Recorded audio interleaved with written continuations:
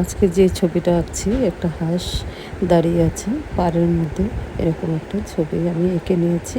এটা কালার করে দেখাচ্ছি, কালারটা করছি। প্রথমে আমি মুখটার মধ্যে সবুজ কালার দিয়েছি, তারপর ইয়েলো কালার, তারপর একটু অরেঞ্জ কালার, তারপর হাঁসের নিচের অংশটুকুর মধ্যে দিয়েছি ব্লু কালার এবং deep blue and light blue মিশিয়ে দিয়েছি।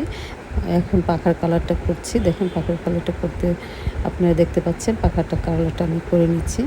পাখার কালারটা করা হয়ে গিয়েছে।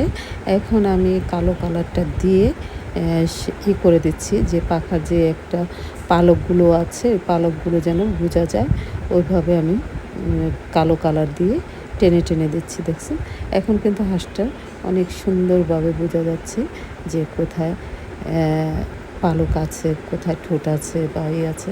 দেখুন এখন কিন্তু অনেক সুন্দর হয়েছে হাঁসটা। আমার তো ভালোই লাগতেছে। এখন আপনাদের কাছে কেমন লাগছে বা কেমন হয়েছে বলবেন, আপনারা কমেন্টস করে বলবেন। কমেন্টসে গিয়ে কমেন্টস করবেন, দেখবেন। বললেন তো হাঁসটা কেমন হয়েছে, অনেকগুলো কালার দিয়ে হাঁসটা করলাম আপনাদের